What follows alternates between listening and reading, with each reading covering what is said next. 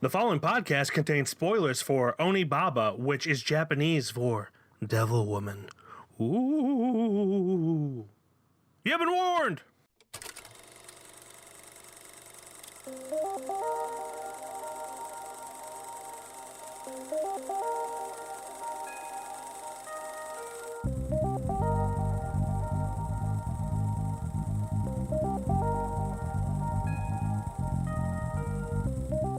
What's up, everybody, and welcome back to another episode of KFR News Radio. This is your host, Glenjamin Button, along with your host, Miguel Gusto, Good Sexy night, mate. Gusto. How are you? Doing fantastic. I see we're back to this already. Yeah. Bit of fun, innocent, innit? yeah, I've ever heard. It's a bit of fun, innit? No. Just, we can't go an entire podcast without insulting someone. Yeah, on accident. how dare we? Right? Even though that was kind of on purpose. But. Try to be good Samaritans? Disgusting. I spit at that. Hatui. Hatui. Oh, my goodness. How you been doing? I've been doing, man. I've been watching some movies today. Yeah? And it feels good to do that. Speaking of movies, before I get into that, have there been discussions of Regal opening yet? So the last email that I got that there was discussions on trying to, there was no confirmed date or anything such as that. Just with Godzilla coming up, that I was just a little curious. Yeah, I mean, I'd have to check again, but I haven't heard anything on my end from anything. That's a bummer. Just saying, hey, it was pretty much it was an email saying, hey, we'll see. Pretty much. Just letting you know that we're not knowing yet. Hey, we didn't forget about you, but also, well, good luck. Good luck. With that non-news, what movies have you watched this week? So this week I have watched a couple that we're going to be talking about eventually down the line. Yes. But I'll let you know. It started off with Relic, which is a movie you actually let me borrow, which was very kind of you. Yeah, and I'm a little nervous you're never going to give it back, but that's just because that happened to be a lot in the 90s. I was about to say, I've been good. I've always gave you your movies back. This is true, you have, yes. Out of the 2 or 3 times that I've done it. But I enjoyed that movie a lot. It with horror movies, it's very tough to know whether or not you're going to enjoy them because, with a horror movie, they could all go one way or literally the other way. Yeah. Luckily, this went with the way that I was hoping, enjoyably. You know, so that was good. I want my roommate to watch it too before I give it back. Because that's fine. She loves horror movies. Mm-hmm. For me, that movie it's pretty good until like the last 30 minutes, and then the last 30 minutes just take it off the charts for me. Like the last 30 minutes is among the best in the horror genre in a long time. So well, it's definitely the acting in it too. It's like just the relationship between the two characters is really fun. It really draws you in, and then the end is just so crazy. It's nutty, as they say, and kind of sad too, and very sad. Yeah. That's got Emily Mortimer and Bella Heathcote for anyone that is interested in watching it. It's a very good Australian film. You could rent it on VOD, but or borrow it from Mike, and he'll kill you if you never give it back. I will kill you if you never give it back. My 2 best friends that I've known for over 20 years each. Key word there was had known. Where are they now? Well, who knows? I'll never tell. Mm-hmm. What else you watch? After that, I watched His House, which is we're going to be talking about later, for maybe some award show or something like that. Oh, yes, the Stonies. But I without going into too much detail, I did enjoy that. And it was also like a nice little horror film. That went the right way, in my opinion. Mm-hmm. And then before the movie that we're going to be talking about, I watched The Life Ahead, which is that Italian film that I believe you had just spoken about last week. Yep. So I enjoyed that as well. It is really nice to kind of get a different perspective on instead of just like an Italian person in Italian. I feel like a lot of in Italy. I feel like a lot of Italian films that we're exposed to are just like, this is going to sound horrible, but it's legitimately the kind of Italian films Americans are exposed to are like pasta eating, wine drinking Italian films. Yeah. And I know that sounds horrible, but legitimately, it's just what we're exposed to. Yeah. That's just what we're saying. I mean, the last other than this, the last Italian movie I watched was Pinocchio, and they didn't eat pasta in that, but it was all like wine drinking and eating and stuff like that for some of the characters. So, yeah. Yeah, and this movie had a nice little relationship growth between two characters and maybe a couple more too as well. Yeah. Just but mainly for the kid and himself, just being able to grow out of this. Well, not grow out, but like be able to evolve. Past what he was originally. And besides that is all I've watched. But I'm planning on watching some more after this podcast. Maybe a little Netflix documentary about Biggie Smalls is in my eyes right now. Don't say his name 3 times in a mirror. You know what happens. Well, if you don't know, now you know. Yeah. Biggie Smalls. Biggie Smalls. Biggie Smalls. Biggie Smalls. Yeah. Mike, what did you watch? So I started off last week by watching a independent horror movie called Seder. This is the kind of movie that had so much potential but just didn't land. In my opinion, it's also in a way a product of its budget. It's the kind of movie where like the director just does everything. Is this the one you post that review, that really long review I saw on Letterboxd? I mean, it's only 3 paragraphs. It's not really long. It's long for Instagram, but yeah. True. But yeah, so essentially this, I will not fault the director at all. I think his priorities were just wrong. What he made was a technically impressive horror film, but the story just doesn't make sense and is kind of dumb and is the worst part of it. And if you're making a low budget film, you need a good story. But he also did everything. Like at the end, it doesn't say a film by, it just says created by his name, and then everything he did, which included like set design, editing, cinematography. I think he did makeup too. It was a whole bunch of, like a whole paragraph. Just of things he did. Yeah, things he did. And then moved on to the other credits. Yeah, and he also, I could be wrong about this, but he credited himself as both the producer and executive producer, but I'm fairly certain. Double check yourself, I guess. Yeah, I'm fairly certain that executive producers have similar work to producers. I know they're different, but I think producer kind of encompasses a lot of different things, and like executive producers like a downgrade from that. So I don't know. It's weird. It's a really impressive. I can't imagine his payroll just to himself. That would nuts. He just pocketed all the money. Give me all that. No, but it's the sound design is incredible. The look of the film is incredible. It's just the story's not there, and I was really disappointed because to me, story is everything. You could have a shitty looking movie, but if the story's amazing. I mean, look at Paranormal Activity. That movie looks like shit, but everyone loves the story. And it is an impressive story, even though I don't really care for that movie. It's interesting. It holds your interest. And also for what it is, for sure, definitely. Yeah. It was way better than it should have been. Definitely. Then I watched, you know me, a true crime docuseries called The Most Dangerous Animal of All, which is about this guy who grew up knowing he was adopted, and then he found out his dad may have been the Zodiac killer, and he wrote this book about it, but it's also kind of breaking down the things he exaggerated to make it seem more like he was right. It's kind of an interesting documentary, more on the psychosis of someone who like just needs to know who his father is. And the one fact that he knows about his father is that his father died in 1984. So like the rest is just speculation. Yeah. And it follows him as he's trying to prove that his dad's the Zodiac killer.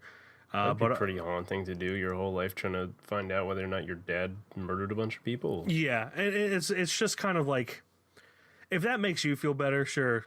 Yeah. Say your dad's a Zodiac killer. What happens at the end of that trail, though?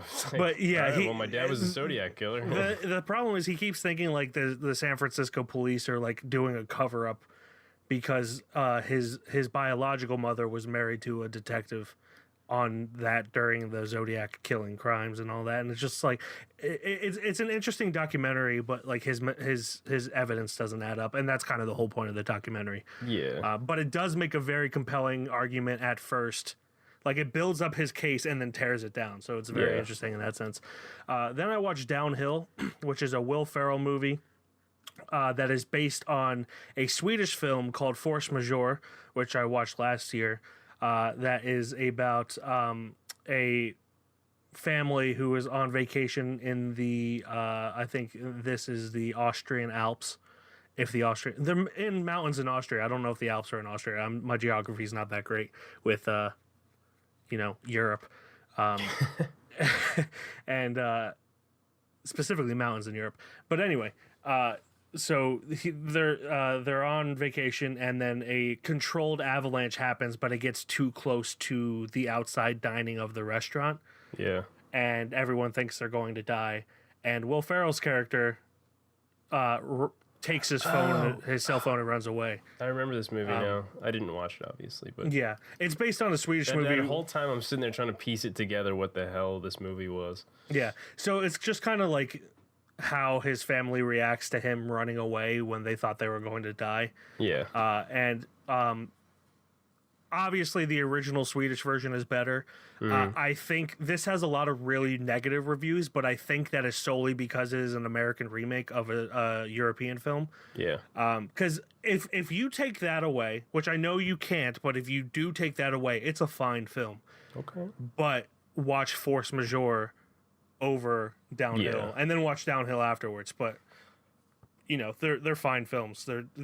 Force Majeure is just a hell of a lot better. Yeah. But yeah, that's Downhill.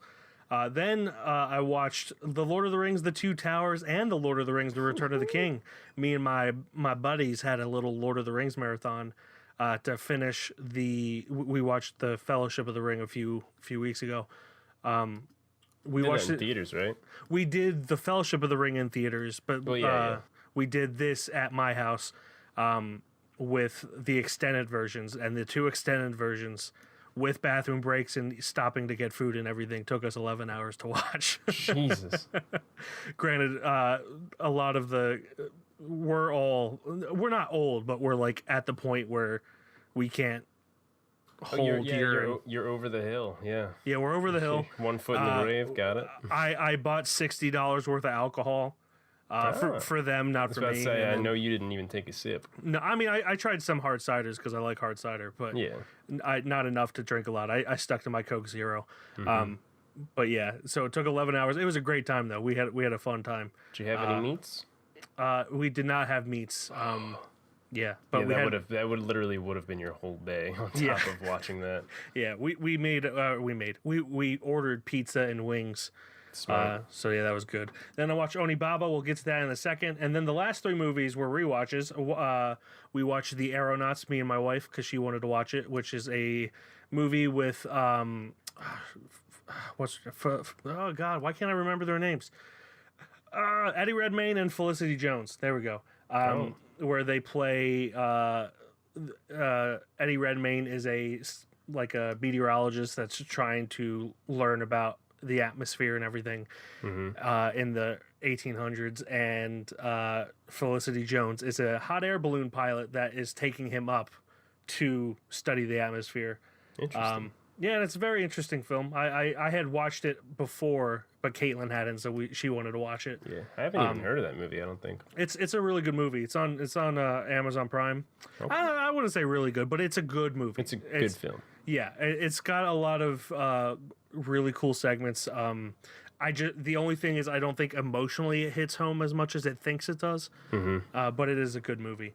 Okay. Then I watched Cool Runnings, and honestly, I found out Caitlin has never seen Cool Runnings, so I might rewatch that again tonight. But I love Cool Runnings. And then I watched Coming to America, because Coming to America, but with the number 2, not the word 2. So this is a brand new one on Amazon Prime. Yeah, that's coming out Friday. So I wanted to revisit the first one because it's been a while since I've seen it. So had a week of mostly rewatches, but it was a good week. All right, you just had a huge year of absolutely watching everything new. Yeah, I'm trying to not focus on rewatches, but I do want to revisit movies more. Like I've already watched The Mummy this year, but you have no say in the matter, are going to see The Mummy in theaters. Understandable. Whenever the hell that is. I think that might be this weekend, actually. Oh, wow. So good thing I literally don't have anything going on. Yeah, but yeah, you don't have a say in the matter. You're coming with me. Yep. So yeah, we're gonna watch The Mummy again. But yeah, Sounds perfect. That does it for what I watched this week. Let's get into some news. I'll just go first. My news is pretty quick. So Neil Blomkamp, who is the director of District 9, Elysium, Chappie, and a bunch of short films that are on Amazon. I think it's called Oak Studios Shorts is the collection you can watch. He announced that he is working on the District 9 sequel. I personally, even though after District 9 everything he's made has been kind of meh, I am still a huge champion of his and I want him to do really well. And I hope the District 9 sequel is, worth it, and I'm excited. He holds a special place in my heart for me loving District 9 and absolutely loathing Chappie. The funny thing about Chappie is I have it on Blu-ray. I don't hate it, but I don't like it either. Like it's just like I pity bought it. I think I remember walking out of the theater for a good at least like 20 minutes because I was just so bored out of my mind, and then going back in and watching the rest of it because I had that freedom at Regal. I could just do whatever I want. But I mean, it's the biggest, obviously the biggest problem with Chappie for me is the two South African rappers, Ninja and Yolandi Visser. I forget what name, Deonford. That's what they go by, their stage band name. They're the worst parts of it. They were the biggest mistake that he has ever made, in my opinion. The rest of the movie is okay, but they just make it unbearable when they're in it. And it's a waste of Sigourney Weaver and Hugh Jackman and Dev Patel. I forgot those two were even in it. Well, that's because Deonford in it is just so annoying that you forget anyone else is involved in it. But I'm always rooting for Neil Blomkamp, and I hope that he kind of turns it around. Same, because like District 9 is it's a masterpiece. It's like a thing that people have, like a second one has been like a thing people have been wanting for a long time. Yeah, I wanted it the second the credits started rolling for the first one. So we'll see. So hopefully it lives up to the hype. And then and then related to Chappie and Elysium and District 9, Charlton Copley, I'm sure I'm mispronouncing that. Charlton, yeah. He is playing the Unabomber Ted Kaczynski in a biopic called Ted K, written and directed by Tony Stone. I have, with my true crime documentaries, the fix that you've been having lately. Yeah, I've been kind of interested in Ted Kaczynski and the Unabomber story, so I'm interested, and especially because Charlton is such a gifted actor that I feel like just because he kind of picked lackluster movies has kind of fallen off the face of the earth. So I'm excited for that and excited to see his performance. Well, yeah, absolutely. That would be great. Yeah. What's your news? So mine are going to be kind of rapid fire, at least the first one for sure. The first one is Amanda Heard fired from Aquaman, rumors debunked, which I was pretty hyped for a hot second because I just don't want either of those two to be in the news anymore or care. So I was like, oh, dope. She got fired because Johnny got fucking fired from the spin-off Harry Potter films that I can't remember the name of. Fantastic Beasts.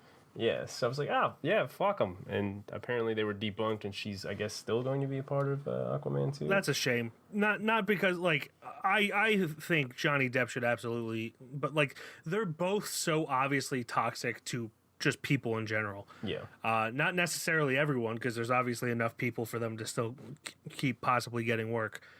But if we're going to hold men accountable, we should hold women accountable. And if you, even the court decisions that she's won, the things that she has done to him are just... There's just clear-cut evidence enough to just be like, yo, just fucking rip them both. And both of them, not just her, both of them. Yeah. They're both terrible people.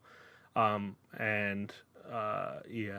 other than that, it's rumored debunked. Who knows if it'll actually happen eventually? Maybe. Who knows? After that, Tenet opening in New York. This Friday, 6 months after initial release, they are opening up I think they have just opened up New York, so a handful of New York City movie theaters. So they're going to hopefully be kicking back in, slowly bringing it all back.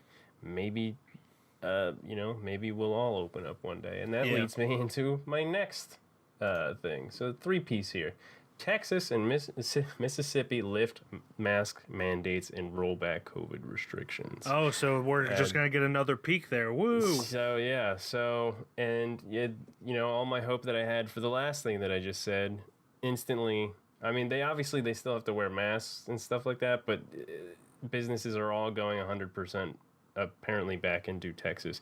Now, again, I didn't read this full article, but there's been a lot of news spreading around so far about these two opening back up. And I haven't looked at the numbers. I don't know how well Texas is doing during COVID. Texas was never doing well. So, yeah. Well, it's going to be worse here soon. So, yeah.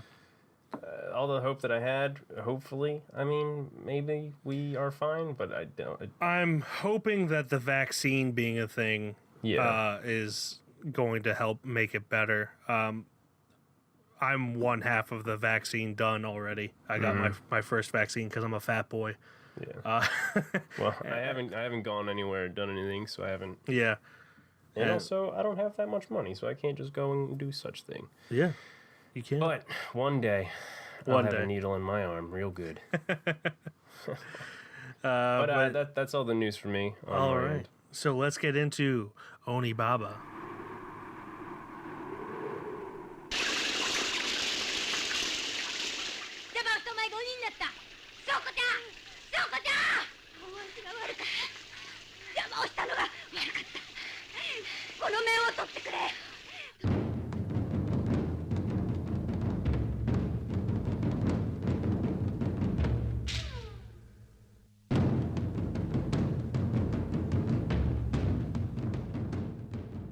Onibaba. 2 women kill samurais and sell their belongings for a living, while one of them is having an affair with their neighbor. The other woman meets a mysterious samurai wearing a bizarre mask. Ooh. Written and directed by Kaneto Shindo and starring Nabuko Odawa, Jitsuko Yashimura, Kai Sato, and Jukichi Uno. It is a film from 1964. 8.0 out of 10 on IMDb, and obviously we watched it on the Criterion channel, and it is part of the Criterion collection, so you gotta know it's at least somewhat good. Gotta. What did you think? So, I haven't seen many, Japanese films that were, at least from, the 60s, and, I mean, there's kung fu films out there that I've seen, but not, films that weren't kung fu films. So this is kind of actually my first film that I've actually, come to memory, have seen. Yeah. I enjoyed it. I did too. Specifically, the cinematography and how good it looked. Oh, yeah, it is a beautiful black and white film. Yeah, it is a gorgeous movie. Yeah. Especially the lighting. Especially in all the dark places and how they lit faces and stuff like that. That's Definitely. What did it for me is that and the black and white was such a good combo. And it does such a good job at throwing you into the time period and the era of what's going on. Possibly the only Japanese film I've seen, or any film I've seen, where the samurai are the bad guys. Our heroes are kind of anti-heroes. Yeah. So I don't know if I would say they're the bad guys. There's a civil war going on between 2 emperors. And so these 2 ladies are, as we said in the synopsis, they're killing samurai and selling their equipment to kind of like a black market thing, and getting food. So they're surviving by killing people. So they're pretty much anti-heroes for sure. Absolutely. Because they're killing samurai. But I thought that it was just the fact that the entire thing, for the most part, takes place in this giant grass field, and doesn't really leave it except for to go into people's huts or to go to the river. It made it feel very claustrophobic, like these women cannot leave their situation. Yeah. And it really, aided you in kind of putting you in the mindset. Like, oh yeah, you got to kill that samurai. And also a dog, unfortunately. We got to stop watching movies where dogs die, Glenn. I know you didn't pick this. This was the film gods. We were doing so good, and then that scene rolled up, and I immediately messaged you. I was like, well, I know one reason you don't like this. When they saw the dog, I was just like, oh, such a cute puppy. I literally went, well... Well, the problem is that the way they stopped and just stared at it is how I react when I see dogs. Oh, a dog. And then they started chasing him. And I was like, oh, they're trying to catch him to play with him. And then they were like, oh, dog. Yeah, then they start hitting it. I'm like, oh no. Yeah, because they're scarce on food. And it was such a cute little puppers. They need to do whatever they need to survive. And they saw that puppy and they took action. Yeah. Definitely at one point they even talked about... like people are killing people just to survive, like even for food. Yeah, and as much as I don't like it when dogs die in movies, I am easier on it when it adds to the film. I feel like a lot of horror movies are just like, oh, let's kill the dog so you understand how severe it is, but then there's never an emotional reaction to it. Yeah. There isn't an emotional reaction to this, but it's done purposefully to let you know how desperate they are. Yeah. It shows you, like, it invokes your emotion to be like, oh, why would they ever kill a dog? Oh, because that's just how bad it is right now. Mm-hmm. It was bad, I'll tell you what. This movie, it's really funny because when we think of like old black and white movies, specifically from America, the United States, we think very conservative, very tight-laced, like no cursing, no sex. All the kissing is like so awkward that it's kind of like... Kissing was hand-holding back then. Yeah. And that's a sin. And then we see movies like this, and it kind of happens whenever I watch old Ingmar Bergman movies, because other cultures just have such lax opinions of sex and nudity, which honestly it should be that way. Yeah. We just kind of grew up in a Puritan nation in a way. Like for this movie, obviously, for example, there was kind of a lot of nudity, but it wasn't like forceful nudity in any way. It was just like...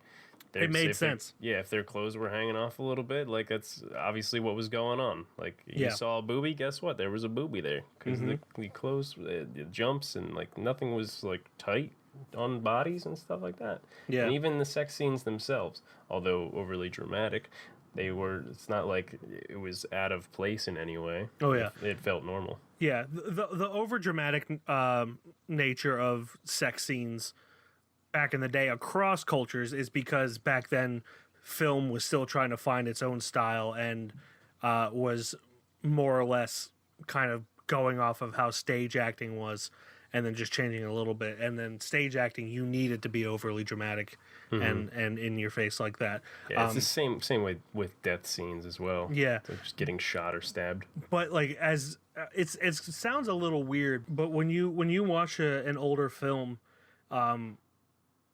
it kind of you have to be in the right mindset to watch an older film, specifically one from the U.S., because you know it's going to be different and overly dramatic, and it kind of helps you get through it when, as weird as it sounds, there are familiar things from now like nudity and sex and violence. No. Well, yeah, but like it just makes it more familiar. Yeah. To see movies that are more groundbreaking for their time but also normal for our time, whereas like if this came out tomorrow, made from this year, no one would bat an eye. And maybe in Japan no one batted an eye. I don't know what the culture was like in the 60s in Japan, but it's just... Well, they definitely got their eyes full on this one. It's nice to see an old film that kind of shows you that our generation isn't completely lost. People always kind of like this, and there was a lot of censorship in the U.S. in the 40s, 50s, and 60s. Yeah. And, I mean, let's talk about the three people that we really see in the movie. Yeah, the two main characters don't even have names. They're just Kichi's mother, Kichi's wife. And then there's Hachi. And then the neighbor, the neighbor Hachi. So when you were muted there for a second, I just looked at my my notes, and there's one scene in particular where both Kichi's mother and Kichi's wife just like were topless, and I just put tits out for Kichi because it was like right after they found out, he was dead. Tits out for Kichi. Yeah, so I just had to share that. Is that like a Harambe thing? Yeah, I think it was dicks out for Harambe. Yeah, dicks out for Harambe. Some women changed it to tits out for Harambe. Oh my god. But yeah, these characters are all very distinct archetypes in a way, where, you know, Kichi's mother is very controlling, and the fact that her son's dead makes her feel like she's losing her grasp on her control and everything. Obviously, Hachi, the neighbor, is kind of like a cowardly pig of a man. Absolutely. And I mean, he's braver than I would. I would never go off to war to begin with. Oh yeah. But by that Civil War's times standards, he was a coward. Oh yeah, because he pretty much left the war and just came back to be like a hermit, basically. Yeah, exactly. And then Kichi's wife, you know, just kind of seems like she's trying to have some sense of normalcy back in her life. And it really makes for an interesting dynamic. The one thing I thought was funny is they kept referring to Kichi's mother as old woman. Specifically, Hachi was doing that because, you know, everyone in this movie is kind of horny. Absolutely. And understandable. If you're a straight woman without a man for so long, you're going to get horny. If you're a straight man without a woman for so long, you're going to get horny. Or just horny, period. Absolutely. Just horny, period. So, like, when Kichi's mother, like, tries to sleep with him, and he's like, oh, you're too old. The actress who plays Kichi's mother when this was made was 39 years old. Yeah. And Hachi was 35 years old. So the difference there is not too much. Yeah. But it was definitely pretty funny the way he's just like, no, you're too old. Especially when Kichi's wife definitely looked for sure younger. I don't know how old she was in the film, but I mean, it definitely made sense. It was funny. Oh, yeah. Let's see. She was like 22, so yeah. If anything, Kichi's mother is more age appropriate for Hachi. Yeah. But you know, even Kichi's mother is a beautiful woman, so like he's just kind of crazy. Like, yeah, she has like a Cruella de Vil, wife of Frankenstein streak in her hair, but you know, but that's okay. You could be into that. Yeah, he could have been with two ladies. But yeah, I mean, I really liked the characters. They were fun in their moments, and you know, you never really held on to anybody specifically, and like, oh, I hope they get the upper hand on this. Or like, oh yeah. It did a real good job at making you not really choose sides, even though I personally sided with the mother more. Not in the controlling aspect, just in that I understand you already lost your son.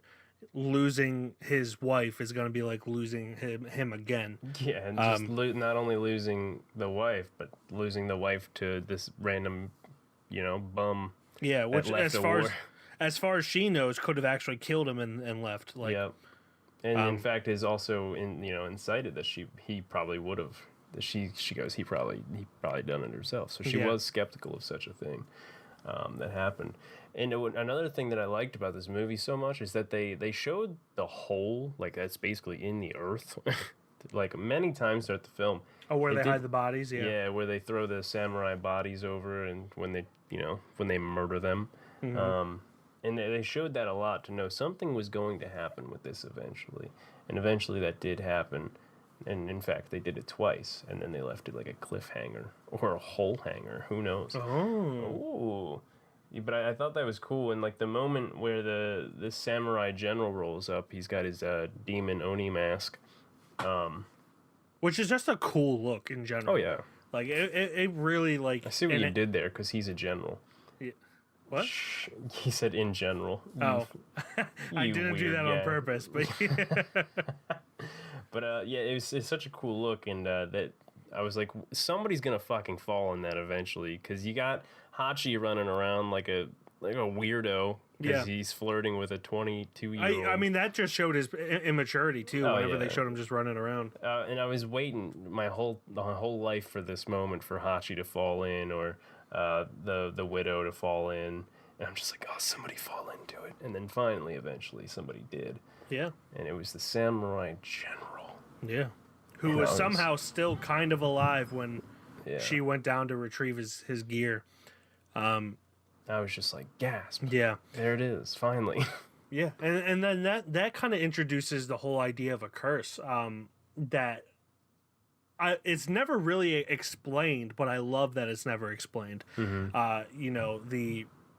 They kind of hint that the general was cursed with that mask, and he can't take it off. And then when he dies, and she tries to take it off of him, it's extremely hard for her to take it off. Get it off her face. Yeah, and then obviously she uses it to try to scare her daughter-in-law into staying with her by pretending to be a demon, and then it gets stuck on her face. But I love that they never explain how it happened, so it kind of makes you buy into the idea of a curse. Mm-hmm. Yeah, I really enjoyed that too. Yeah, I mean, I don't honestly have too much to say. We hit a lot of the bases for me. I think the parts for the acting is great in it. It's got great acting. The having it take place in a huge grass field, whatever you want to call it. Mm-hmm. It's just surrounded by grass, all that, like tall grass too, taller than everyone in the film, and just the kind of seclusion of it all really enhances that paranoia and horror, and that even though nothing supernatural happens until like there's 30 minutes left in it, it does add this tension to it that's incredible. Other than that, I think I got nothing else to say. I think it's a really solid film. Yeah, for me too. Like there's so much going on in a good way, you know. Yeah. And again, that cinematography and the lighting for me is kind of what the key strokes for me. Besides the dramatic acting when there's sex or deaths involved, I mean it's a good film for sure. Yeah. And even that, I just chalk it up to the time. Yeah, it's absolutely the times. So. You ready for the judgment? I am. So as always, everyone knows. If you don't know, you're going to know now. It needs to be a unanimous decision in order to become a little shelf boy. Go on the KFR shelf with the likes of Apostle and Handmaiden. Benjamin Button, does Onibaba make it onto the shelf for you? For me, I think Onibaba does. For a little tale of its time, I think it hits home for me. It just looked so good with such a small cast too. They kind of blew it away, and just kind of like the little curse of Onibaba was the little mask, the demon, was really cool to watch happen as well. I think they did very well on this. Yeah, I agree. I with the exception of the acting, which again is forgivable for the time, and not even the acting overall, just in like super intense moments. Yeah. I think this movie is timeless in a way. Like it is something that still holds up incredibly today. Oh yeah. I 100% agree that it becomes a shelf boy with the likes of Apostle and Handmaiden, because I can't ever think of anything else. It just flows so well. It does. Apostle and Handmaiden, you know. You can't if you mix it up now, it doesn't work as well. It doesn't, and it has to be a movie like the week before for me to add it. So Onibaba does make it onto the shelf. That brings us to our plugs for next week. Glenn, what is your plug for next week? Oh well, I'll go gladly. Last week, there was kind of a little interview on Variety on YouTube that went down, and I was in the middle of watching it right before we started the podcast here. Mm-hmm. It is Bong Joon-ho and Lee Isaac Chung talk Minari Family and working with Steven Yeun.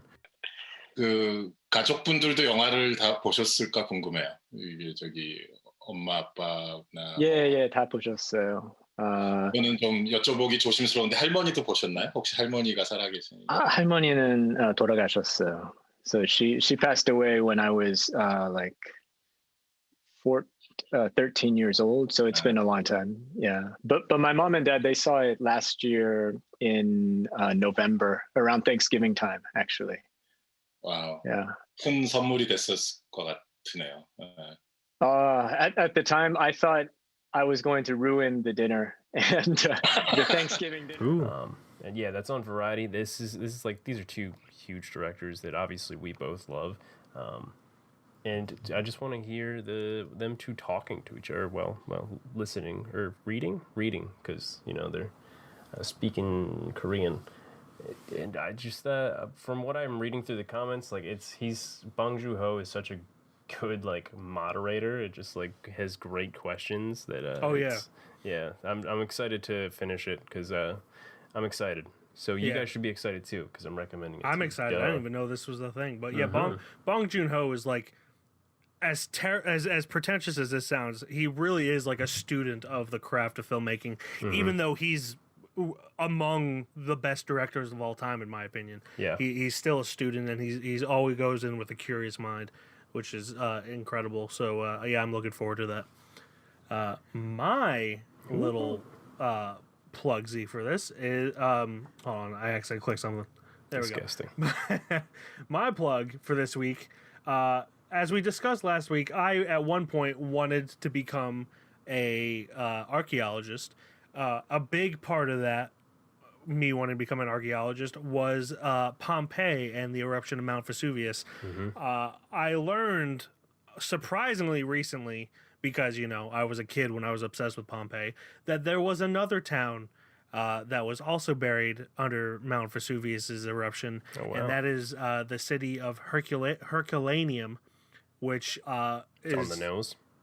Yeah, it is arguably a more devastating, loss of life in that moment. So there is a channel called Absolute History, in which there is a nearly hour-long documentary that is about this. Follows Professor Andrew Wallace Hadrill, who is a professor, obviously, it's in his name. Yeah. And he just goes through everything in Herculaneum. Herculaneum is also incredibly well preserved, unlike Pompeii, which is essentially every two-story building that is in Pompeii collapsed, whereas in Herculaneum, it's essentially untouched. Like, you can see color and everything. So it's incredibly... pretty impressive, considering I've never even heard of it. Pompeii gets, like, literally all the attention. Yeah, Pompeii gets the attention because of the casts, like, people being buried in ash. And the only reason the casts are still there is because at some point, the archaeologists who were digging that up realized that the ash was hollow, so they injected it kind of to make a mold of the people.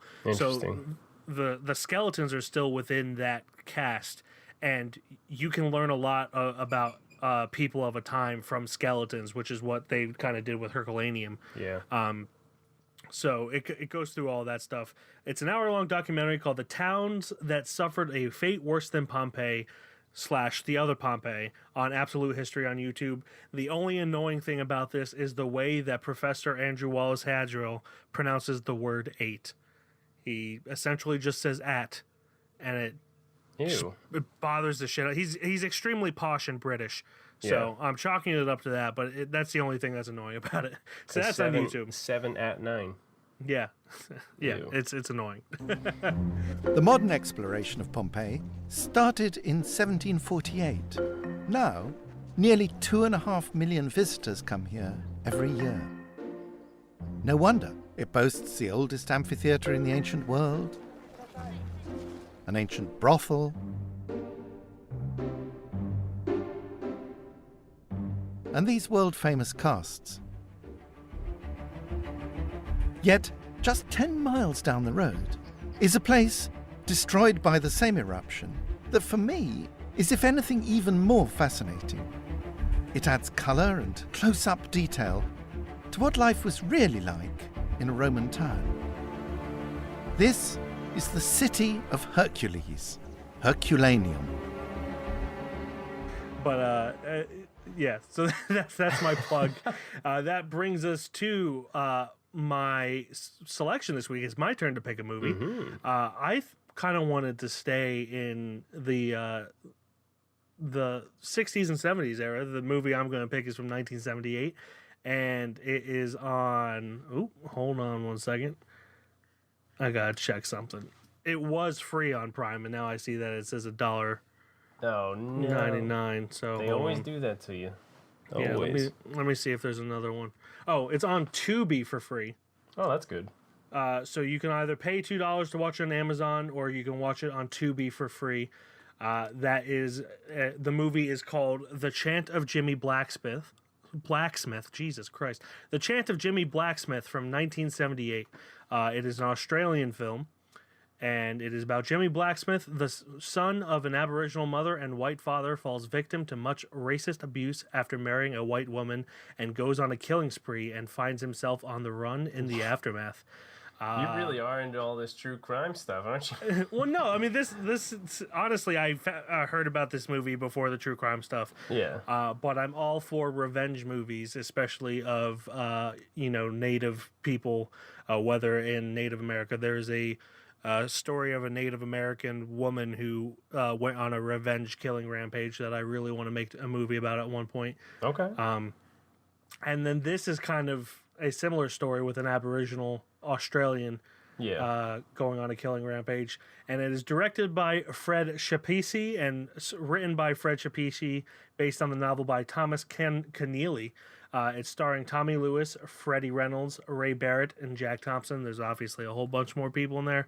And that is on Tubi for free, or you can rent it on Amazon. And again, it is called The Chant of Jimmy Blacksmith.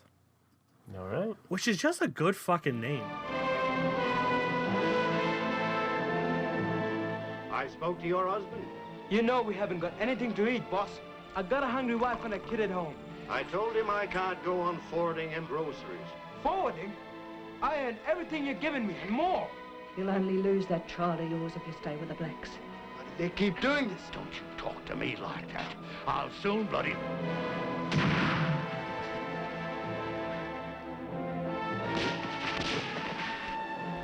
Jimmy!